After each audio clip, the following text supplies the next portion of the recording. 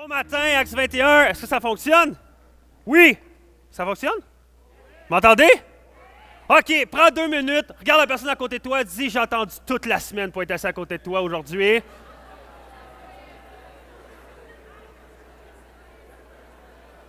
Puis regarde à l'autre personne que tu n'as pas regardé en premier, dis t'étais mon deuxième choix, mais je suis content.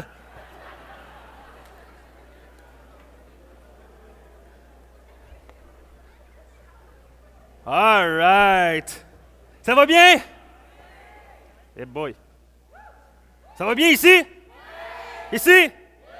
En haut? Yeah! En arrière! Tout le temps 1 pour 10 qui crie, les autres sont là. Laisse-moi me prendre au moins 2-3 gorgées de café, hein? Hey, bon matin, je suis vraiment content d'être avec vous aujourd'hui. Écoute, on continue notre thématique rythme dans le sang. Y en a-tu qu'on le rythme dans le sang ici? Hein? Yes? Hey, ça veut dire que quand tu tapes des mains, tu tapes en même temps que tout le monde.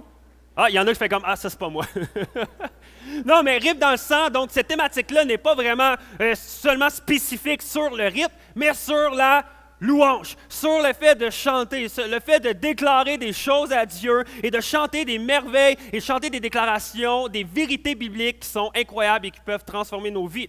Et ce matin, je vais y aller direct.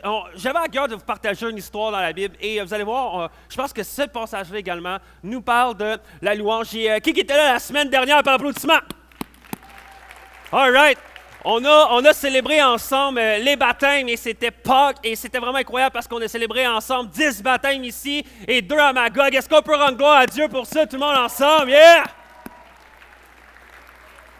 C'est incroyable parce que ça nous prouve encore que Dieu agit, que Dieu est vivant, que Dieu touche encore des cœurs et que ce qu'on prononce ici à Actes 21, c'est la vérité qui vient de la Bible. Et il y a encore des gens aujourd'hui qui trouvent ça merveilleux et c'est notre but ici à Actes 21 de partager ce merveilleux message-là pour que tout le monde fasse comme « Wow! » Ce message-là est incroyable et c'est ça que j'ai besoin pour ma vie. On croit que chacun des Sherbrookeois et des Sherbrookoises ont besoin de ce message-là et de la bonne nouvelle parce qu'on croit que c'est une bonne nouvelle. C'est pas une mauvaise nouvelle. Et souvent, les Québécois, on a tendance à voir que c'est une mauvaise nouvelle. Là. Non, c'est une bonne nouvelle. Est-ce qu'il y en a qui croient ça ici ce matin?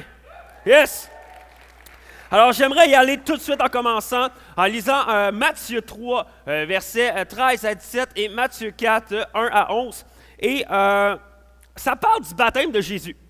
Et ça, c'est incroyable parce que la semaine dernière, on a célébré les baptêmes et là, on parle du baptême de Jésus. Donc, on va lire ça ensemble. Voici ce que ça dit. Alors, Jésus vint de la Galilée au Jourdain. Il arriva auprès de Jean pour être baptisé par lui. Jean s'y opposait et lui disait, « C'est moi qui devrais être baptisé par toi et c'est toi qui viens à moi. » Mais Jésus lui répondit, « Accepte qu'il en soit ainsi pour le moment.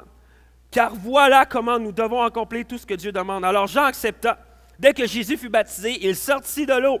Au même moment, le ciel s'ouvrit pour lui. Il vit l'Esprit de Dieu descendre comme une colombe et venir sur lui. Et une voix venant du ciel déclara, « Celui-ci est mon Fils bien-aimé, que je mets en lui toute ma joie. » Pourrait ça sonner de même, je vous le dis. Et ensuite, ça dit, « Ensuite, l'Esprit de Dieu conduisit Jésus dans le désert pour qu'il soit tenté par le diable. » Après avoir passé 40 jours et 40 nuits sans manger, Jésus eut faim. Pour vrai. Moi, je passe 2 heures, j'ai faim. Y en a-tu qui ont fait le jeûne et prières de samedi dernier, pour vrai? Une couple d'heures, puis j'étais comme... J'avais faim. Imagine 40 jours. OK. Jésus eut faim.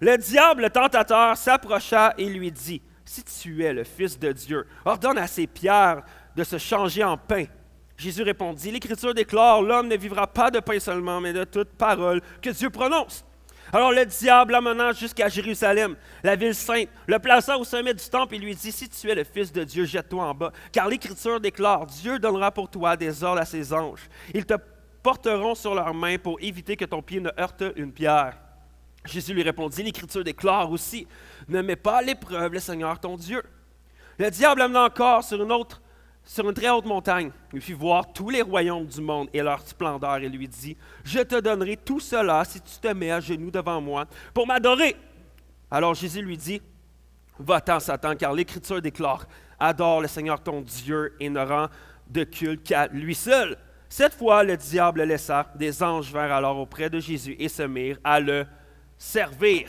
Alright, alors ça, c'est ce passage-là qu'on va se baser là-dessus ce matin. Mais avant que je puisse enchaîner, j'aimerais qu'on puisse prier ensemble. Et ensuite de ça, on va juste, on va continuer. Donc, si on peut juste fermer nos yeux, courber nos têtes. Merci, Père éternel, pour ce merveilleux dimanche qu'on peut se rassembler ici dans ce super beau théâtre. Et merci pour cette bénédiction-là qu'on a. Et je te prie ce matin que toute parole qui sort de ma bouche puisse être compréhensible, puisse être encourageante, puis puisse amener plusieurs personnes à pouvoir t'adorer. Donc, Seigneur, on est là devant toi ce matin, à rechercher ta présence, à rechercher vraiment une parole de ta part. Et merci, Père éternel, pour ce dimanche. Et je te prie vraiment qu'on puisse passer une excellente matinée ici à Acts 21. C'est dans ton nom que j'ai prié. Amen! All right. Pour ceux qui ne savent pas, je travaille ici à temps plein pour l'église Acts 21. Mais l'été, j'ai un petit sideline. Okay? L'été, ce que j'aime faire, et pour moi, c'est comme un travail, mais ce n'est pas vraiment un travail parce que je suis vraiment passionné de le faire. J'anime des mariages. OK, et pas le fait que je célèbre des mariages. Non, j'anime. Donc, moi, j'anime la soirée. OK, donc avec les jeux, la danse, le party, tout ça. Et ça, j'aime vraiment faire ça. Et c'est encore plus drôle quand ils apprennent que je suis pasteur. Parce qu'ils se disent, je pensais qu'un pasteur, c'était plate. Et finalement, non, il n'est pas si plate que ça, le gars. Et pour vrai, ça me permet de voir tellement de mariages. Tu sais, les mariages, c'est beau. C'est vraiment beau des mariages de voir un homme et une femme qui décident ensemble de juste dire « OK, je veux passer le reste de ma vie avec toi ». Et j'assiste à plein de mariages différents, avec des beaux moments. Je rencontre des familles, des super belles familles, des fois des familles weird. Mais ça, c'est le bon côté. Hein? On est tous différents. Et c'est vraiment le fun. Et pour vrai, j'assiste souvent les mariés dans toute leur préparation, dans tout ce qu'ils font, semaine après semaine, juste pour se rendre à la journée du mariage. Ils mettent tellement d'heures pour la journée du mariage. Et moi, j'ai une parenthèse à rajouter là-dessus, pastorale. Ça serait le fun de voir des gens de mettre autant de temps dans la préparation du après-mariage que seulement la journée de mariage. Peut-être qu'on aurait des couples plus solides encore et des couples encore plus amoureux après le mariage. Yes? Mais, donc, durant l'animation, je fais des jeux, je m'amuse, j'aime vraiment ça. Et je veux vous partager un moment que j'ai vécu l'été dernier. Et pour vrai, c'est un moment qui était triste, qui était déplorable durant un mariage. Et là, vous êtes « Ah, man, qu'est-ce qu'il va dire? » Et pour vrai, je prie continuellement pour ce couple-là parce que je veux pas que qu'est-ce qui s'est passé puisse vraiment définir leur mariage. Mais on célèbre, je m'en vais au mariage-là et on célèbre avec le pasteur qui est là, une super belle cérémonie. Le couple était en amour et c'était vraiment incroyable. Ils se déclarent des vœux tellement beaux, tellement touchants que même moi, des fois, j'ai une petite larme ici, là. Mais... Et là, tout va bien, on célèbre, tout le monde, alors on les déclare mari et femme. Et là, ils quittent, et là, ils s'en vont, souvent comme la plupart des mariages, ils s'en vont prendre des photos ensemble avec leurs garçons, les filles d'honneur, ainsi que leurs parents. Mais là, il y a quelque chose qui arrive. À ce moment-là, durant les photos, paf! Le marié tombe malade. Mais malade. Comme, tu sais, quand une fièvre te rentre dedans comme un train, tu sais, comme une vraie fièvre d'homme, là, tu sais. Donc, tu sais, elle a goûté à ça, vraiment. C'est quoi ce que les hommes vivent quand ils sont malades? C'est pas fake, c'est réel. Tu sais, pour elle, c'est comme pire que l'accouchement, là. OK? Non, mais... c'est une petite blague. Mais elle tombe vraiment malade. Et qu'est-ce que ça crée? Ça crée que moi, je suis là, j'accueille les gens pour le souper. Il y a quelqu'un qui vient me taper sur l'épaule. « Ouais, Jasmin, ouais.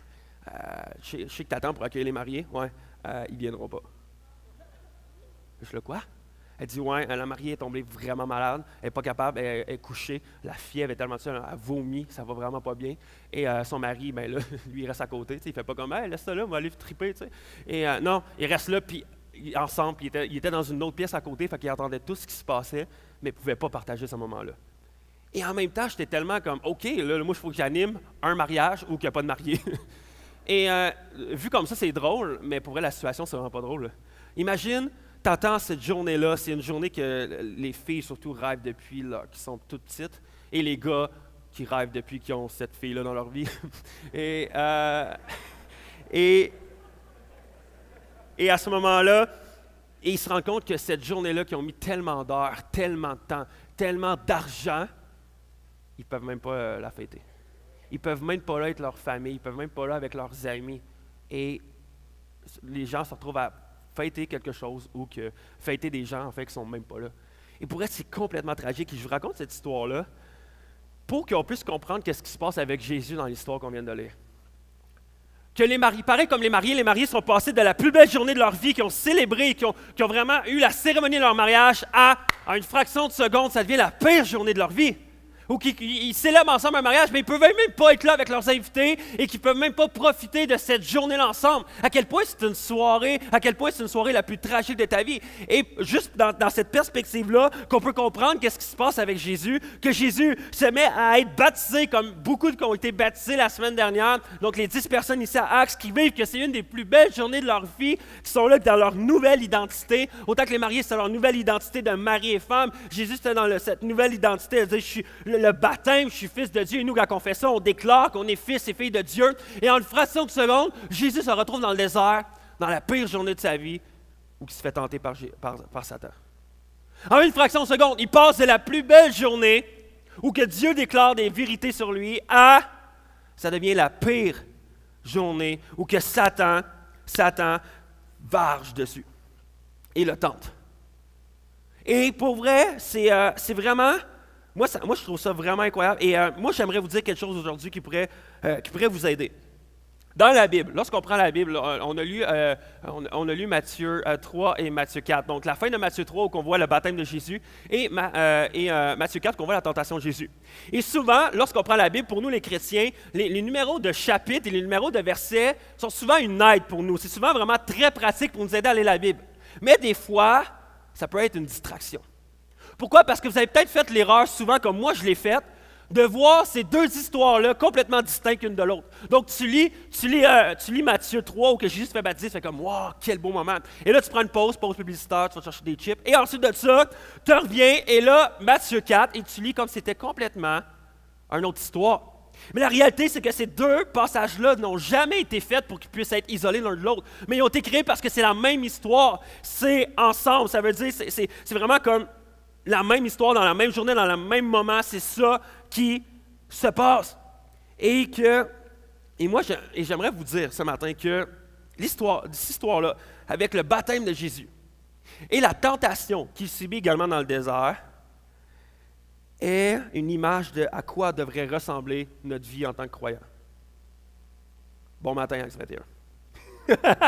Je m'entendais une parole encourageante. Oui, mais vous allez voir, ça va en avoir une. Mais Dieu veut te montrer à quoi va ressembler ta vie, à quoi vraiment ta marche chrétienne, vraiment ton cheminement dans la foi, à quoi ça devrait ressembler. À partir de l'eau du baptême, à partir de l'eau jusqu'au désert, à partir du baptême jusqu'à la tentation, à partir vraiment d'une connexion directe avec Dieu et avec un désert spirituel. Et ça, c'est la vie chrétienne. Et je sais que tantôt, j'ai lu l'histoire du baptême de Jésus dans l'évangile de Matthieu. Mais j'aimerais ça le lire dans l'évangile de Marc. Et c'est vraiment cette slide-là. J'ai juste marqué Matthieu 4, mais en fait, c'est dans Matthieu 1. OK? Fait que je m'excuse de l'erreur. Pardonnez-moi, s'il vous plaît. Mais ça se dit ça c'est dans Marc, ça dit « Alors Jésus vint de Nazareth, localité de Galilée, et Jean le baptisa dans le Jourdain. Au moment où Jésus sortait de l'eau, il vit le ciel s'ouvrir et l'Esprit Saint descendre sur lui comme une colombe. Une voix se fit entendre du ciel, « Tu es mon Fils bien-aimé. Je mets en toi toute ma joie. » Et voici ce que ça dit après. Tout de suite après. OK, il n'y a pas de chapitre, il n'y a pas de changement de verset, c'est le même chapitre, il y a le changement de verset, mais c'est tout de suite après. Donc, c'est dans la même histoire, là, tout de suite après, l'Esprit le poussant dans le désert, Jésus resta pendant 40 jours, il fut tenté par Satan, et il vivait parmi les bêtes sauvages. Et tout de suite après. Et moi, je trouve ça un peu choquant que vraiment, en un claquement de doigts, Jésus se fait baptiser, et tout de suite après, il vit une bataille, il vit un conflit, il vit un défi. À un moment, il entend la voix de Dieu et en un claquement de doigts, tout de suite après, il entend la voix de l'ennemi. Donc, à un moment, il vit une pleine communauté avec les gens autour de lui durant le baptême et avec Dieu. Et au moment, tout de suite après, il vit une solitude et une isolation. Et à un moment, il est dans le confort, il vit un bon moment avec Dieu, et tout de suite après, il ne vit pas un confort, mais il vit un conflit. Et à un moment, il entend la voix, celui-ci est mon Fils bien-aimé. Et tout de suite après, il entend, si tu es le Fils de Dieu. Si tu es le Fils de Dieu. Et à un moment, il est dans l'eau et entend la parole de Dieu, entend ce que Dieu déclare sur lui. Et à un moment, il est dans le désert, tout de suite après. Et il entend la voix de l'ennemi. Et honnêtement, j'aimerais vous dire que pensez pas que vous ne comprenez pas ce que je dis. Que tu es là, de quoi tu parles, Jasmin? Moi, je ne sais pas où tu t'en vas. Hey! Un beau dimanche matin, tu viens à Acts 21 et tu expérimentes la présence de Dieu. Tu expérimentes quelque chose dans la louange, tu expérimentes quelque chose durant la prière, tu expérimentes juste ici, tu vis quelque chose. Dans la louange, tu ressens sa présence. Tu reçois peut-être même une parole encourageante lorsque tu viens ici à l'église ce dimanche matin. Et le lendemain, c'est lundi. Ça, c'est le désert. Et là, tu es là, tu commences à vivre quelque chose. Et comme un lundi, le lundi arrive et l'ennemi t'attaque. Il commence à t'attaquer sur ce que tu as entendu le dimanche matin. Commence à mettre en doute ce que tu as expérimenté avec Jésus. Commence vraiment à te parler et à te donner une peur. Une journée, tu décides de mettre, OK, je vais prendre un pas de foi. Dimanche, j'ai décidé de prendre un pas de foi pour Dieu. Et là, tu arrives le lundi et tout d'un coup, tu commences à être rempli de peur. Et à ce moment-là, tu vis ce genre de désert-là. Il y a un moment, le dimanche matin, tu décides, OK, je vais commencer en tant qu'enfant de Dieu à aimer mon patron et à dire à quel point j'aime. Et là, le lundi arrive. Et là, ton patron commence à te faire suer. Et tout d'un coup, tu n'as plus vraiment le goût de l'aimer. Tu as le goût de dire ces 4 vérités tout d'un coup. Tu as le goût de faire, moi, te le dire comment tu es, toi, comme boss. Et là, tu passes complètement à côté. Et je pense qu'à Acts 21, on peut comprendre c'est quoi cet esprit-là qu'il peut avoir dans la transition. Dans la transition entre je passe un temps avec Dieu, c'est comme l'eau, c'est comme le baptême, c'est comme un moment spirituel avec Dieu, à une transition et je me retrouve dans le désert. Je me retrouve dans le désert. Et moi, ce que j'aimerais regarder avec vous, et le but de mon discours ce matin, c'est de te dire, loue Dieu lorsqu'il est au milieu de l'eau. Et là, quand je vais parler de l'eau, c'est vraiment lorsque tu es dans la présence de Dieu, il se passe quelque chose, tu expérimentes quelque chose avec Dieu. Donc, loue Dieu au milieu de l'eau. Loue Dieu au milieu de la transition. Et loue Dieu au milieu du désert. Et je vais vous expliquer au travers mon discours qu'est-ce que je veux dire par là. Mais parce que c'est facile de louer Dieu quand on est dans l'eau. C'est facile de louer Dieu quand on est dans la présence de Dieu. C'est facile de louer Dieu quand on est ici le dimanche matin.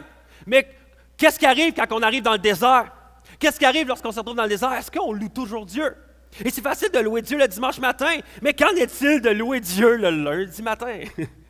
Et ça, c'est différent. Car la vie chrétienne se résume toujours à ça. De l'eau jusqu'au désert. De l'eau jusqu'au désert. Et avant de parler du désert, je vais commencer à parler de l'eau. Au moment que Jésus se fait baptiser, qui est dans l'eau. Car le moment où Jésus se fait baptiser, c'est un grand moment. C'est vraiment un grand moment parce que la Bible nous dit que lorsque Jésus s'est fait baptiser, les cieux se sont ouverts. Et immédiatement, ça dit que les cieux se sont ouverts. Et je pense qu'il y a des gens ici à Acts 21 qui comprennent vraiment que lorsque les cieux s'ouvrent, il va se passer quoi d'extraordinaire.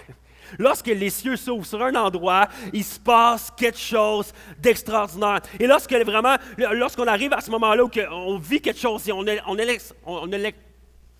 vraiment, comment je pourrais dire, le sentiment qu'il se passe quelque chose, c'est comme si les cieux nous visitent. C'est comme si on vit le ciel sur la terre. C'est comme, oh, là, il va se passer quelque chose. Et je suis convaincu qu'il y a plein de gens ici qui viennent dimanche après dimanche, à Acts 21, que vous voulez venir le dimanche matin ici parce que vous voulez expérimenter le ciel sur la terre. Vous voulez expérimenter vraiment ce feeling-là lorsque les cieux s'ouvrent, que la présence de Dieu vienne, qu'il se passe quelque chose. Est-ce qu'Acts 21 est une église qui veut voir les cieux s'ouvrir? Ouais, êtes-vous sûr? Moi, je veux voir les cieux s'ouvrir. Je veux voir la présence de Dieu venir. Et je sais également que le baptême de Jésus, c'était quelque chose de vraiment sérieux. Pourquoi? À voir les gens qui se sont présentés. Et là, tu te dis, ouais, mais il y avait une foule, puis la foule se faisait baptiser. Non, non, il y a quelque chose de plus grand. Tu sais qu'il va se passer de quoi également quand Dieu est présent dans ces 3 façons, dans sa trinité complète. On voit dans l'histoire que le Père est présent, que le Fils est présent et que le Saint-Esprit est présent. Oh! C'est la première fois et la seule fois dans le Nouveau Testament qu'on voit dans la même histoire, dans le même moment, la Trinité être présente en même temps. Tu vois le Père qui est là, qui est aux cieux et qui fait la déclaration à partir des cieux qui dit « Voici mon Fils bien-aimé, en qui j'ai tout mis mon affection, que j'aime et qui fait ma joie. » Et là, tu as le Fils que lui est dans l'eau, tu as Jésus qui se fait baptiser et tu as également le Saint-Esprit qui descend sur Jésus comme une colombe. Et tu vois la Trinité qui est là. Et tu sais également que lorsque la totalité de Dieu, le Dieu trinitaire, se présente, tu le sais que ça va être un gros party. Tu le sais qu'il va se passer de quoi d'extraordinaire. Et l'affaire, c'est que Dieu fait une déclaration à ce moment-là incroyable. Et Dieu fait une déclaration que chacun d'entre nous, on le veut entendre. Que chacun des êtres humains veut entendre. Et Dieu fait une déclaration que même toi, ce matin, en tant que chrétien, en tant que chrétienne, en tant que croyant, en tant que croyante, en tant que personne qui a mis sa foi en Dieu, que tu devrais marteler ça dans ton cœur. Et vraiment de t'accrocher, et de t'accrocher à ça comme une encre pour ta vie. Cette déclaration-là, tu dois l'avoir dans ton cœur. Et peu importe ce que tu vis, peu importe les situations difficiles, peu importe ton désert, peu importe ce que tu vis à job, peu importe ce que tu vis dans ton couple, cette déclaration-là est pour toi et pour moi ce matin. Et voici ce que Jésus dit, ce que Dieu dit. Il dit, je t'aime Jésus, tu es mon fils bien-aimé et je mets ma joie en toi. Et chacun d'entre nous, on peut déclarer ça ensemble. Je suis aimé, je suis l'enfant de Dieu et je fais sa joie. Je suis aimé, je suis l'enfant de Dieu et je fais sa joie. Je vais le répéter encore. Je suis aimé, je suis l'enfant de Dieu et je fais sa joie. Et on devrait marteler ça sur notre cœur, cette seule. Il y en a qui croient ça, que cette seule déclaration-là peut changer le cours de ta vie. Cette seule déclaration-là peut changer complètement comment va se passer les prochains jours, les prochaines semaines et les prochains mois. Parce que c'est à ce moment-là que tu déclares ça, que tu reconnais ta véritable identité. Et c'est incroyable. Et j'aimerais dire que une des premières façons de louer Dieu dans le désert, c'est en reconnaissant ta vraie identité. En reconnaissant ta vraie identité. Et j'aimerais t'encourager ce matin, lorsque tu vas te lever demain matin, et que là, en te levant, tu vas arriver devant le miroir, tout dépeigné, et avec ton haleine du matin, tu vas déclarer « Je suis aimé, je suis l'enfant de Dieu, et je fais sa joie. » La prochaine fois que tu vas vouloir appeler pour faire une réservation au restaurant et te demander à quel nom je fais ça, « Je suis aimé, je suis l'enfant de Dieu, et je fais sa joie. » La prochaine fois que tu postes une photo sur Internet, sur Facebook et sur Instagram, puis tu n'as pas tous les likes que tu voudrais avoir, c'est pas grave. Je suis aimé, je suis l'enfant de Dieu, et je fais sa joie. Et là, yes! Mais c'est du sérieux pour vrai, cette déclaration-là. C'est du sérieux. Imagine, à chaque fois que tu entends une parole négative ou tu vis quelque chose de négatif dans ta vie, tu devrais être capable de mettre ça de côté et de déclarer « Je suis aimé, je suis l'enfant de Dieu et je fais sa joie. » Lorsque tu viens de claquer un super bon souper de raclette et là, tu arrives chez vous et tu vas sur la balance et là, tu fais comme « Oh! Je suis aimé, je suis l'enfant de Dieu et je fais sa joie. » Cette seule déclaration-là peut changer la manière que tu vas vivre chaque jour de ta vie. Et honnêtement, je crois que si chacun d'entre nous, on déclare ça sur notre vie, je suis convaincu, au profond de mon cœur, qu'on aurait beaucoup moins de chrétiens et chrétiennes, babouneux et babouneuses. Tu sais, on ne va pas nommer des noms, là. Mais on en connaît, hein? Tu sais, des grincheux, tu sais, qui chialent tout le temps. C'est jamais correct, c'est jamais parfait. Là, tu te dis, « Hey, je peux te dire de quoi? Tu es aimé, tu es l'enfant de Dieu, et tu fais toute sa joie, et ça devrait être ta joie, toi aussi! Yes! Mais pour vrai, ça devrait changer vraiment quelque chose. Et je pense que chacun d'entre nous, si on accepte cette déclaration-là, et on se la prêche à nous-mêmes plus souvent, on aurait une joie encore plus facile, une joie constante. Et je pense que la joie devrait représenter réellement les enfants de Dieu. Et je pense que c'est qu'est-ce qui devrait nous représenter? Lorsque les gens vont à Acts 21, ils font comme « Wow! Il y a de la joie là-bas! C'est incroyable! J'arrête pas, il n'y a pas de baboune, il n'y a pas de... Hey, chut, on est en présence de Dieu, là, puis là, c'est sérieux, puis là, si tu pries à Dieu, il faut que tu pleures. » Non, il y a de la joie à Acts 21. Il y a de la joie à Acts 21, puis nous, on croit que vraiment, c'est qu'est-ce qui devrait être notre identité également. Yes!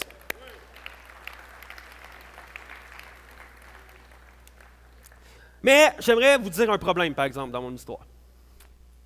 Le problème, c'est que souvent, les chrétiens, les chrétiennes, les croyants, les croyantes, on a tendance à s'arrêter là. À s'arrêter là, ou le moment qui représente le baptême, ou le moment qu'on est dans la présence de Dieu. Et c'est là que souvent ton identité se confirme. C'est là que tu vis quelque chose avec Dieu, puis là, ton identité se confirme encore plus avec Dieu. Et lorsque tu ressens la présence de Dieu, ton identité se confirme. Mais souvent, c'est qu'on s'arrête là. On s'arrête là, puis on continue de vouloir expérimenter ça tout le temps. Mais je veux aller plus loin.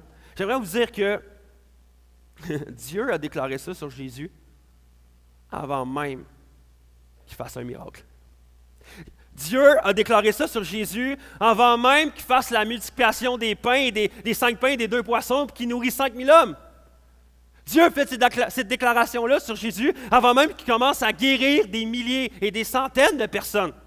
Dieu a déclaré ça sur Jésus avant même qu'il meure pour nous à la croix. Et voici notre problème. On a tendance à forger notre identité souvent dans les choses qu'on fait. Et on pense que l'amour de Dieu va dépendre des choses que l'on fait. Mais à ce moment-là, Jésus n'avait rien fait encore à part se faire baptiser. Il n'avait rien fait encore. Et Dieu déclare, « Tu es mon fils, tu es mon enfant, et je t'aime. » Avant même qu'il fasse quelque chose, il n'avait rien fait encore. Et j'aimerais dire quelque chose ce matin. Ça n'a rien à voir avec notre performance. Notre identité n'a rien à voir avec notre performance. Ton identité ne devrait pas être déterminée par les choses que tu fais ou les choses que tu ne fais pas. Mais ton identité devrait être seulement déterminée par ce que Dieu dit de toi. Ton identité devrait être seulement déterminée par ce que Dieu dit de toi. Tu es aimé, tu es mon enfant et tu fais ma joie. Mais encore une fois, plusieurs chrétiens s'arrêtent là. Plusieurs personnes, vous arrêtez ici le dimanche matin, et là, vous expérimentez quelque chose de présence de Dieu, vous louez Dieu, vous levez les mains, vous vivez quelque chose, puis tu fais « Yeah! Ce matin, j'ai compris quelque chose. Je suis aimé. Je suis un enfant de Dieu. Et je fais sa joie. » Et là tu es vraiment, vraiment, vraiment content ou contente. Et tu expérimentes vraiment de quoi d'incroyable. Et là, tu déclares ça sur ta vie. Mais après l'eau, il y a le désert. Et tu vas marcher directement dans le désert après.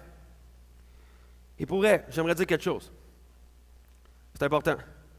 Il y a des téléphones un matin ici, hein? Je suis d'affaires. C'est correct. D'après moi, Dieu a essayé de m'appeler. Et il est là, lâche pas, Jasmin. OK. J'aimerais te dire ce matin. À chaque fois que tu vas entendre la voix de Dieu, à chaque fois que tu vas expérimenter la présence de Dieu, à chaque fois que Dieu va avoir touché ton cœur directement, j'aimerais te dire, tu vas marcher dans le désert après. Immédiatement après, tu vas marcher dans le désert. Et ça peut sembler vraiment weird ce que je dis pour toi. Là. Puis tu es là, ben non, Jasmin, je vis de quoi avec Dieu, là, c'est pas vrai que je vais aller dans le désert. Voici le problème qu'on vit. Souvent, on va expérimenter quelque chose avec Dieu. Dieu va déclarer des choses sur nos vies. Et là, à un moment donné, tu vas entendre la voix de l'ennemi qui va te parler. Tu vas commencer à vivre une tentation. Tu vas commencer à vivre même des attaques de l'ennemi. Tu vas te dire, voyons, je suis proche de Dieu, j'aime Dieu, je suis un chrétien, je ne devrais pas expérimenter des tentations. Je ne devrais pas avoir des combats. Je ne devrais pas être dans le désert spirituel. Je devrais être tout le temps dans un high constamment.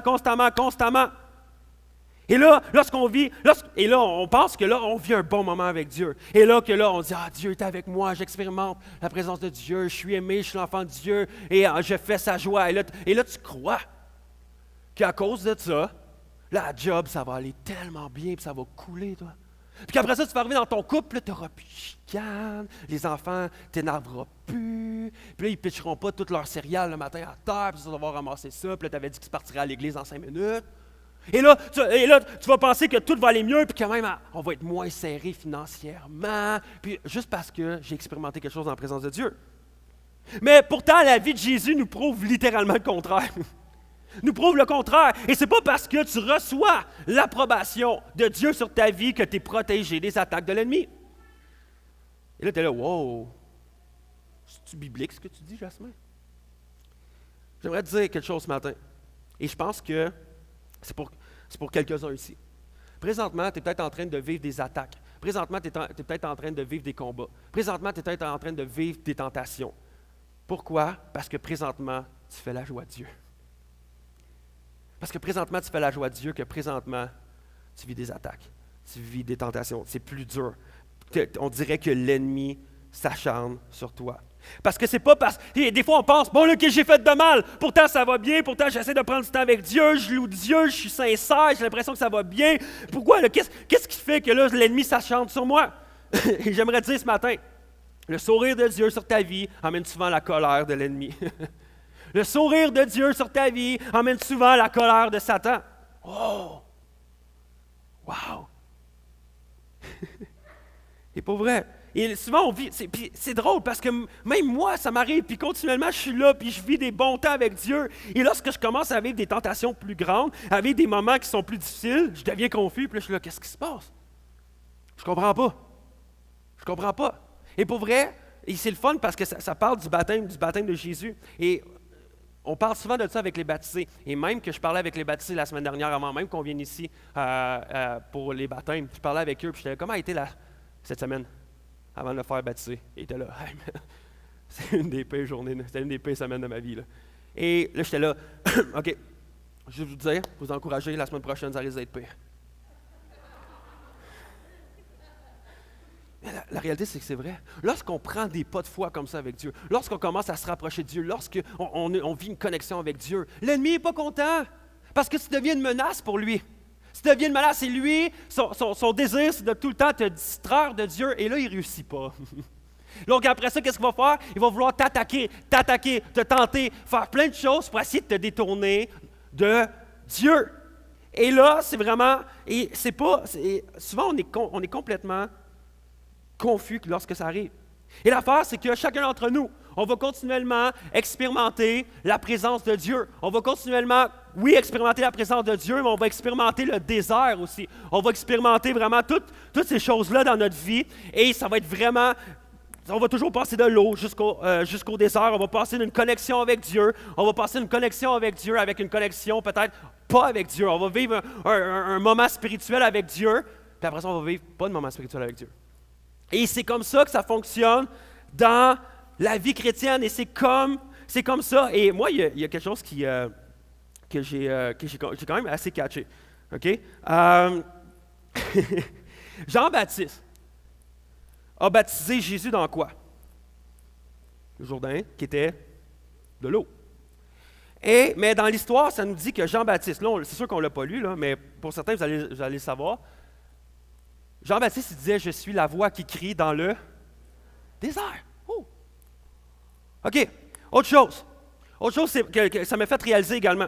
Lorsqu'on regarde au peuple d'Israël, lorsqu'on regarde à Moïse qui a libéré le peuple d'Israël de l'Égypte et qui voulait les amener vers le pays promis. Et il a fallu que lorsque le peuple a quitté vers le pays promis, ils sont arrivés devant la mer Rouge. OK. Et là, qu'est-ce qui est arrivé? C'est que Moïse a pris son bâton et il a brisé les eaux. Les eaux se sont séparées. Et là, le peuple a passé par l'eau. Ah, OK. Et est-ce que directement, l'autre côté, ils sont arrivés au pays promis? Non, ils sont arrivés où? Dans le désert. Oh! Ils ont passé 40 ans dans le désert. Jésus a passé 40 jours dans le désert. Je vais te poser une question. Comment tu réagis quand tu te retrouves dans le désert? Comment tu réagis lorsque tu te retrouves dans le désert? Et pourtant, tu dis, « Ouais, mais moi, Jasmin, je suis tellement spirituel. Moi, je prends des temps tous les matins avec Dieu. Je lis ma Bible, j'ai mon plan, je suis ça, puis je loue, puis tout ça. » Ouais, mais ça, c'est l'eau. Ça, c'est l'eau. Mais demain, quand tu vas rentrer à la job, ça, c'est le désert. Qu'est-ce que tu vas vivre? Comment tu vas réagir? Parce que l'ennemi va toujours t'attendre dans le désert. L'ennemi va toujours t'attendre là. Et le désir de l'ennemi, c'est quoi? C'est distraire ta relation avec Dieu. Et de voler ton adoration et le mettre sur lui ou ailleurs. Et je vais faire une parenthèse. Et j'ai remarqué certains visages d'entre vous. Depuis tantôt, tu as de la misère à m'écouter parler. Parce que je gosse avec une balle. Et depuis tout à l'heure, je me prenais avec une balle, puis toi, la seule affaire que tu fais, c'est que... Et tout d'un coup, tu as complètement été distrait de moi. Et je te demande de me résumer ce que j'ai dit, puis tu vas être là, voici ce que l'ennemi essaie de faire. Voici ce que l'ennemi essaie de faire. Tu essaies de connecter, de louer Dieu, d'être proche de Dieu, puis il essaie de distraire. Ah, voici une tentation. Ah, voici un combat. Et tout d'un coup, tu n'as plus le regard sur Dieu. Et j'aimerais vous montrer quelque chose. Les musiciens, vous pouvez vous avancer. L'ennemi, là, une des premières manières qu'il va te tenter, c'est qu'il va toujours essayer de voler ton identité. Il va toujours essayer de voler ton identité. Imaginez que ça ici, c'est le récipient de votre cœur. C'est votre cœur ici. Et là, il y a toujours des mensonges qui sont là. Et là, tu vis un bon dimanche matin, que tu entends un bon message, que tu vis de quoi de glorieux. Et là, tu dis, ah, je suis l'enfant de Dieu. Je suis aimé. Et je fais sa joie. Et là, tout d'un coup, tu arrives lundi matin, et là, tu entends, si tu es le fils de Dieu, si tu es la fille de Dieu, es-tu vraiment la fille de Dieu? Es-tu vraiment le fils de Dieu? Es-tu vraiment son enfant? Non, pour vrai, regarde. Hier, tu as conté un mensonge. Pour vrai. Hier, pour vrai, tu as juste été complètement en colère avec tes enfants. Donc, pour vrai, tu n'es pas un enfant de Dieu. Tu es une mère colérique. C'est ça que tu es. Et après ça, tu continues, puis pour vrai, ah non, toi, tu es un mauvais père. Tu sais que tu es tout le temps absent. Tu passes tout le temps du temps ailleurs qu'avec tes enfants. Non, tu es un mauvais père. Tu n'es pas un enfant de Dieu. Tu es un mauvais père. Et là, tu es là, oh non, non, pour vrai, tu voles ton patron. Tu prends des pauses de 20 minutes au lieu de 15. Non, pour vrai, tu es un mauvais employé. Pour vrai, arrête, quitte ta job. Ton patron, il t'aime vraiment pas. Ton patron, il t'aime vraiment pas. Et là, l'ennemi tente toujours de mettre des mensonges comme ça et de détourner ton identité. Non, pour vrai, t'es pas. Non, ton identité n'est pas en Dieu. Ton identité est ailleurs. Tu sais qu'est-ce que tu fais. Ton identité ne devrait pas être dans l'enfant de Dieu. Non. Concentre-toi être père, puis quand tes enfants ne seront plus là, tu acharneras ta relation avec Dieu. Et là, tu reçois ces mensonges-là dans ton cœur, continuellement. Et c'est là que la louange devient importante. Parce que là, des fois, on vit des problèmes comme ça, et là, on vit des tentations, on vit notre identité, puis là, on chiale, puis là, on pense qu'on est chiale. On pense que c'est notre identité, donc on chiale tout le temps, puis on chiale. Puis même, des fois, on va chialer avec Dieu. Ah, Dieu, c'est ça, qu'est-ce que tu fais? Puis là, ah, Dieu, je sens pas ta présence, puis tu dis, je suis ton enfant, mais je le vis pas, puis tout ça, puis tu commences à chialer. Hey, on peut être sérieux ensemble, Acts 21? Des fois, on devrait arrêter de dire à Dieu comment grands sont nos problèmes, puis commencer à dire à nos problèmes comment grand est notre Dieu. Pour vrai. Mais des fois, on entend ces mensonges-là continuellement. Et nous, on commence à croire ces mensonges-là, et ça réside dans notre cœur. Donc, pour vrai, la louange t'emmène à déclarer ton identité lorsqu'on chante des chants de louange. On est là, puis on déclare, je suis l'enfant de Dieu, je suis plus esclave de la peur. Puis on commence à déclarer des choses comme ça, je suis aimé, Père, tu m'aimes tellement, tu as tout donné pour moi. Et on déclare notre identité. La deuxième manière que l'ennemi tente souvent de nous tenter, c'est souvent l'ennemi tentera toujours de voler ton intérêt envers Dieu. Et l'autre manière que l'ennemi a tenté Jésus, on va lire le passage ensemble. Ça dit, ensuite l'Esprit de Dieu conduit Jésus dans le désert pour le tenter par le diable. Après avoir passé pendant 40 jours et 40 nuits sans manger, il eut faim. Le diable, le tentateur, s'approcha de lui. Il dit, si tu es le Fils de Dieu, l'attaqua son identité. Ensuite, ça dit, Satan lui dit, ordonne à ces pierres de se changer en pain. Et Jésus lui dit, l'Écriture déclare, l'homme ne vivra pas de pain seulement, mais de toute parole que Dieu prononce. J'aimerais te dire, l'ennemi connaît tes convoitises. L'ennemi connaît tes tentations. L'ennemi sait comment te distraire. Et voici ce qu'il va faire. Lorsque tu vas arriver lundi à la job, lorsque tu vas arriver mercredi dans ta famille, lorsque tu vas rencontrer tes amis durant la semaine, il va essayer de te distraire. Il va essayer d'amener des tentations devant toi. Il va essayer de te détourner. Il va t'amener des difficultés dans ton couple. Tout d'un coup, on ne se comprend pas. Pourquoi qu'on se chicane? Il va mettre une tension. Il va mettre de dire, ben non, pour vrai, la pornographie, ça va te faire sentir bien. Loue pas Dieu. Passe du temps avec Dieu. Pour vrai, va voir la pornographie, tu vas te sentir comme, ça fait du bien. Non. Et là, il met ses mensonges-là. Non. Pour vrai, ouais, ça fait longtemps que tu n'as pas lutté avec l'alcool, mais là, gars, fait une couple de jours, là, vas-y, prends l'alcool. Consomme. Vas-y. Et là, ces mensonges-là rentrent dans notre cœur, puis on commence. Et là, ces tentations-là arrivent autour de nous. Et l'ennemi sait que Jésus a faim, ça fait 40 jours. Il dit, ouais, vas-y. C'est correct. C'est correct, pour vrai, tu as tous les pouvoirs, tu es un enfant de Dieu, tu peux changer ça en pain. Check, vas-y, mange-le, puis Dieu ne sera pas fâché, là. Il dit, non, je veux me nourrir de ce que Dieu dit. Et des fois, on veut se nourrir de plein d'autres tentations, plein d'autres défis, la colère, le mensonge, et on se nourrit de ça, c'est nos tentations. Et on pense que ça va nous nourrir, au lieu de dire non, je vais déclarer ce que Dieu dit, je vais déclarer ce que la louange me dit, je vais fixer mon regard sur Dieu. Mais l'ennemi tente de nous distraire. J'aimerais te dire ce matin que la louange t'emmène à captiver tes désirs sur Dieu.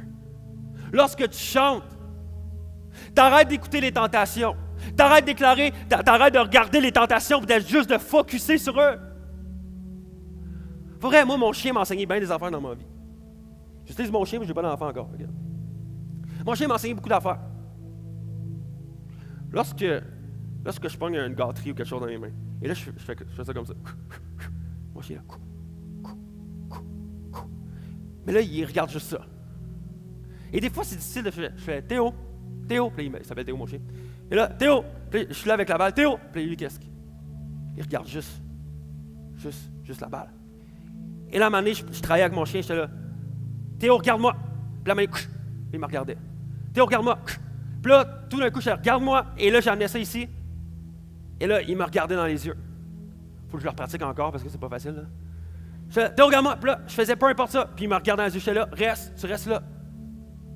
Mais mon chien m'a enseigné ça. Que des fois, chacun d'entre nous, on est tout le temps le regard focusé sur la tentation. Puis on est là, puis on le regarde, puis on est là. Dieu, aide-moi, là. Dieu, pour vrai. Non, mais si t'es là, enlève la tentation de là. Non, mais pour vrai, Seigneur, aide-moi, là, parce que là, c'est difficile. Et la seule affaire qu'on focus, c'est sur la tentation. Et l'ennemi, c'est ça qu'il veut. Mais lorsqu'on a la tentation ici, au bout de notre nez, lorsqu'on commence à louer, c'est qu'on fait juste commencer à mettre nos yeux en haut. Et la tentation va rester là. Mais qu'on fait juste regarder à Dieu, puis on est là, OK, Dieu, t'es grand. Dieu, t'es merveilleux. Dieu, je déclare à quel point t'es bon. OK, je le file pas. Présentement, c'est difficile. Mais je veux le déclarer. Je veux le déclarer. Et là, c'est que tu enlèves ton regard sur Dieu. Mais l'ennemi va essayer quand même de mettre ces moments-là. Il va essayer d'enlever ton désir. Troisièmement, l'ennemi tentera toujours de voler ta soumission envers Dieu. On va lire le prochain texte. Ça dit, alors le diable emmena jusqu'à Jérusalem, la ville sainte, le plaça au sommet du temple et lui dit, si tu es le Fils de Dieu, encore dans son identité, jette-toi en bas. Car l'Écriture déclare, Dieu donnera pour toi des ordres à ses anges, ils te porteront sur leurs mains pour éviter que ton pied ne heurte une pierre. Jésus lui répondit, l'Écriture déclare aussi, ne mets pas à l'épreuve le Seigneur ton Dieu. Et l'ennemi va toujours essayer de voler ta soumission. Et l'ennemi connaît notre cœur rebelle. On a tous un cœur rebelle. OK, je vais remettre à le dire. Si tu ne le crois pas ce matin, tu as un cœur rebelle. On a tous un cœur rebelle. Et l'ennemi veut t'amener à croire que tu peux être indépendant de Dieu. Indépendant de Dieu, que tu n'as pas besoin de lui, puis que tu peux vivre sans lui. Il va déposer ces mensonges-là comme ça dans ta vie. Mais également, il veut t'amener même à manipuler ce que Dieu dit. Non, mais pour vrai, fais-le. Tu sais que tu as de la misère avec ce péché-là? Non, mais fais-le. De toute façon, ça dit dans la Bible que Dieu pardonne tout. Dieu est amour. Il ne sera pas fâché après toi. Non, mais Dieu, c'est un Dieu de grâce. Voyons, fais-le. C'est dit dans la Bible, fais-le pour vrai. C'est pas grave, là, il va te pardonner. Puis, abuse de sa grâce, c'est correct. Dieu, il aime ça, il est abusé. Non, mais sois pas humilié devant lui. Non. Soumets-toi pas devant lui. Fais ce que tu veux, puis tu vas voir Dieu. Dieu va être fier de toi parce que tu tiens debout. Puis Dieu connaît ton cœur, puis il veut juste que tu accomplisses ce que ton cœur désire. Et ces mensonges-là nous rentrent dans la tête, nous rentrent dans notre cœur. Et il met ça dans notre cœur comme ça. Mais la louange nous amène vraiment à s'humilier devant Dieu parce que lorsqu'on déclare des choses sur Dieu, des fois ça nous fait croire, ça nous amène à croire que c'est vrai. Dieu est tellement grand, est tellement merveilleux. Et son amour est tellement incroyable devant moi que je ne veux pas continuer à pécher, je ne veux pas continuer à vivre ma vie comme s'il n'était pas là, mais je veux vraiment m'humilier. Je veux vraiment dire, OK, Seigneur, fais tout ce que tu veux. Fais tout ce que tu veux avec ma vie, puis je ne veux pas y aller selon mon cœur, ce que mon cœur veut, mais je vais aller selon ce que ton cœur veut. Et lorsqu'on déclare ça, lorsqu'on déclare ces vérités-là, on se prêche à nous. Lorsqu'on loue Dieu, ça me donne la victoire à ce moment-là. Je vais dire, la louange t'emmène à t'humilier continuellement devant Dieu. Quatrièmement, que Dieu nous tente. C'est l'ennemi. L'ennemi tentera toujours de voler ta louange. Prochain passage. Le diable l'emmena encore sur une très haute montagne. lui fit voir tous les royaumes du monde et leur splendeur. Il lui dit, je te donnerai tout cela si tu te mets à genoux devant moi pour m'adorer. Alors Jésus lui dit, va-t'en, Satan, car l'Écriture déclare, adore le Seigneur ton Dieu et ne rend de culte qu'à lui seul. Cette fois, le diable le laissa. L'ennemi veut que tu ressentes ton regard ailleurs. Il veut que tu emmènes ton regard ailleurs. L'ennemi veut que tu adores autre chose. Que ce soit lui ou que ce soit l'argent. Que le seul maître de ton cœur soit l'argent. Non, mais l'important, c'est l'argent. L'important pour vrai, non, mais Dieu comprend, présentement, j'ai besoin d'argent. Fait que si je néglige de prendre du temps avec lui ou même d'aller à l'église, c'est pas grave, Dieu comprend. L'important, c'est moi que je sois capable de juste de vivre puis de pouvoir faire les loisirs que je désire. Tu sais. Et là, tu mets juste ton regard sur l'argent et ça devient ton Dieu. Ça peut être, tout d'un coup, ta famille, ton mari, ta femme devient ton Dieu. Et la seule chose que tu crois qui peut pourvoir à tes besoins, c'est eux. Les seules personnes qui font ton bonheur, c'est eux. Et là, tu te dis, sans eux, je suis rien. Non, sans Dieu, tu n'es rien. Mais Dieu t'aime tellement. Et là, on commence à croire ces mensonges-là et on fixe notre regard. Puis, oh non, mais quand même, si je passe juste du temps avec ma famille, puis tout ça, tu sais, Dieu comprend aussi, là, tu sais, même si je néglige le temps. Tu sais, j'ai pas le temps de prendre de temps avec toi, Dieu, tu sais. Faut vraiment que je joue avec mes enfants tout le temps, continuellement, puis avec mon mari, puis il faut que j'écoute des films avec mon mari, comme ça, on passe du temps ensemble. Puis, tu sais, ça, c'est du. Seigneur, tu me dis de passer du temps avec ma famille, fait que je le fais. Mais je passe pas du temps avec toi, mais tu comprends, tu sais. Et ton regard devient complètement ailleurs. Tu te mets à adorer ta maison. La seule chose que tu fais, c'est que tu travailles sur ta maison, tu travailles sur ta maison, tu travailles sur ta maison, tu travailles sur ton garage, tu travailles partout. Puis tu négliges les autres choses de Dieu. Tu commences à, tes vacances, ton char devient ton idole. La seule chose que tu penses, c'est de pimper ton char. Voyons. Et c'est juste là-dedans que tu dépenses ton argent. C'est juste là-dedans que tu mets ton regard. Ça peut être les filles, les gars. Le seul besoin, c'est de te sentir aimé, de te sentir désiré. Fait que toi, quand il y a un homme qui te regarde, quand il y a un homme qui t'a ajouté sur Tinder, first, tu devrais même pas avoir Tinder. Fin de la parenthèse. Deux, puis là, tout d'un coup, il y a un gars qui s'intéresse à moi, il y a une fille qui s'intéresse à moi, puis là, tu recherches juste ça. J'aimerais te dire ce matin que ça, c'est ton Dieu. Et l'ennemi veut t'amener ton regard autre qu'à Dieu. Mais j'aimerais te dire que la louange t'emmène à garder ta louange envers Dieu. La louange t'emmène à garder ta louange envers Dieu. Et lorsque tu commences à louer Dieu, tu ne penses plus à ton argent, tu ne penses plus à ta femme, à ton mari. Tu penses à Dieu, à ta relation avec Dieu. Tu ne penses plus vraiment au regard des autres, tu penses à Dieu. Puis des fois, même durant la louange, l'ennemi va te tenter. Ah non, lève pas tes mains, qu'est-ce que les autres vont penser de toi? Non, mets-toi pas à genoux, qu'est-ce que le monde va penser de toi? Check, ils vont dire, qu'est-ce que tu fais là, toi? Et l'ennemi continue toujours de nous attaquer à chaque fois qu'on passe un temps avec Dieu. Mais j'aimerais dire, pour certains, voici, et là je termine avec ça, OK? Parce que pour certains, voici ce que ça a de l'air votre vie. Et j'aimerais juste dire quelque chose. En tant qu'enfant de Dieu, et désolé, je ne l'ai pas dans mon PowerPoint, là. Mais tantôt, j'étais dans mon bureau, puis je priais, et j'ai vraiment, c'est ça. En tant qu'enfant de Dieu, on est censé être rempli de l'Esprit Saint. L'Esprit Saint, on doit rechercher continuellement être rempli du Saint-Esprit. Et regardez ce que ça dit dans Éphésiens 5, 18. Ne vous enivrez pas de vin, l'abus du vin ne peut vous amener au désordre, mais soyez remplis du Saint-Esprit. Et là, souvent, des fois, il y en a qui arrêtent là, tu sais. Mais théoriquement, il y a comme un 2 points qui est là. Mais comment je fais pour être rempli du Saint-Esprit? Et là, c'est le fun, verset 19.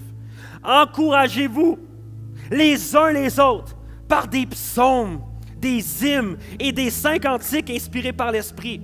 Chantez des cantiques et des psaumes pour louer le Seigneur de tout votre cœur. Remerciez Dieu le Père en tout temps et pour tout au nom de notre Seigneur Jésus-Christ. Tu veux rechercher être rempli du Saint-Esprit? Loue Dieu. Et l'Esprit, ça peut être, même dans la Bible, c'est représenté par l'eau également. Et là, on recherche à être rempli du Saint-Esprit. Et là, on est là. Et là, on loue Dieu. Puis là, on arrive le dimanche matin, puis là, on loue Dieu. Puis là, ah ouais, ça fait du bien. Et là, tu loues Dieu, puis là, t'arrêtes. Oh, le dimanche matin, c'est fini. Puis là, t'arrives le lundi, j'ai plein de combats, puis là, encore les mensonges, les tentations qui sont là. J'aimerais dire, qu'est-ce que tu fais le lundi? Ah non, la louange, je fais juste louer Dieu. Est-ce que tu loues Dieu? Est-ce que tu focuses ton regard sur Dieu? Et j'aimerais te dire, ouais, mais Jasmin, ça ne marche pas, j'ai toujours des combats. Continue. C'est toujours dans ton cœur, mais continue. Ouais, mais Jasmin, je ne le crois pas. Continue. Jésus était dans le désert 40 ans. 40 jours. Le peuple d'Israël, 40 ans. J'aimerais te dire, continue, et tout d'un coup, tu vas commencer à voir des miracles apparaître. Tu vas commencer à voir des choses incroyables apparaître. Tu vas commencer à voir les mensonges de l'ennemi commencer à disparaître. Tu vas commencer à voir tout ça sortir de ton cœur. Et tout d'un coup, tu vas voir la grâce de Dieu. Et tant longtemps que tu continues à louer Dieu. Et après ça, regardez, quand même que l'ennemi arrive, puis il essaie de dire, hey, tiens, je vais te tenter, puis il met ça comme ça. Non, mais je m'en fous, là. Ouais, mais attends un peu. Non, mais regarde l'argent. Non, mais marche pas, tu sais que ça s'enlève, là. Et l'ennemi va toujours réussir, puis il va dire, attends un peu, je mets assez profond dans ton cœur, puis ça va remonter. Il va toujours popper. Et là, tu vas te dire, non. Moi, je focus mon regard sur Dieu et je suis rempli du Saint-Esprit. Mais j'aimerais me dire, cette réalité-là, c'est pas le dimanche matin que ça commence. C'est le lundi. C'est demain matin. Parce que lorsque tu arrives avec Dieu, lorsqu'il arrive le dimanche matin, c'est peut-être juste là, ici. Est-ce que tu continues? Lorsque tu es dans le désert et que tu loues Dieu puis tu vois aucun changement, et c'est toujours là dans ton cœur, est-ce que tu continues ou t'arrêtes?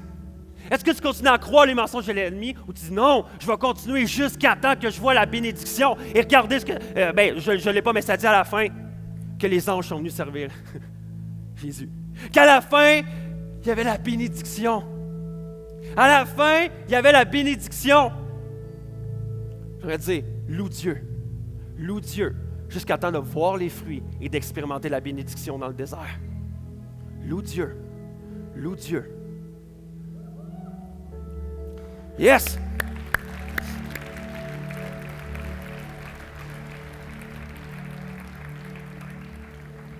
Est-ce qu'on peut se lever ensemble? Ça s'appelait Acts 21. Je veux ça qu'on prie ensemble. Mais j'aimerais dire que cette parole-là, ce matin, était pour beaucoup d'entre vous. Je priais pour vous cette semaine. J'avais à cœur. Et je sais que pour vous, présentement, vous vivez des combats. Et le désert, vous savez c'est quoi. Vous l'avez expérimenté, vous allez encore l'expérimenter. Et peut-être que présentement, vous êtes dans le désert. Mais je voulais te dire, ce matin, on va commencer ensemble en band. Puis je veux vous encourager à continuer durant la semaine, mais on va louer Dieu. Et j'aimerais que ce matin, vous puissiez comprendre et avoir cette conviction-là que un des meilleurs outils pour vaincre l'ennemi, c'est la louange. Un des meilleurs outils pour avoir la victoire dans ta vie, c'est la louange.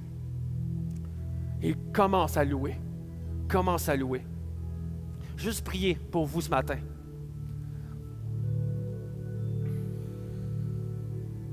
Père, je veux te remercier parce que ta présence est ici. Parce que tu dis que dans ta parole que tu es au milieu de nous et même que tu sièges au milieu des louanges de ton peuple. Et Père, je te prie pour les personnes qui présentement sont dans un désert. Je te prie vraiment que ce matin, qu'ils puissent déclarer la guerre, qu'ils puissent déclarer la bataille. Et peut-être présentement, ils sentent cette bataille-là dans leur cœur, dans leur tête, dans leur âme, d'être continuellement challengés par l'ennemi. Et on veut déclarer ce matin que c'est un matin de victoire.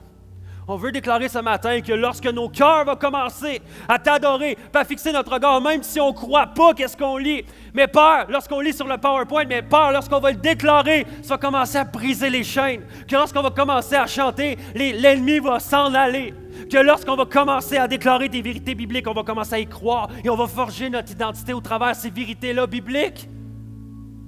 Père éternel, je te prie que ce matin, ça puisse être un matin de victoire dans la vie de plusieurs ici. Que ce matin, que des tentations puissent quitter. Que ce matin, des bagarres, des batailles puissent vraiment quitter leur vie. Que ce matin, ça soit un jour de victoire. Que dans la louange ce matin, qu'on puisse voir les victoires dans plein de vies ici. Qu'on puisse voir la victoire dans plein de vies. Seigneur, je m'attends de grandes choses ce matin. Et on veut focusser notre regard sur toi. C'est dans ton nom que j'ai prié. Amen.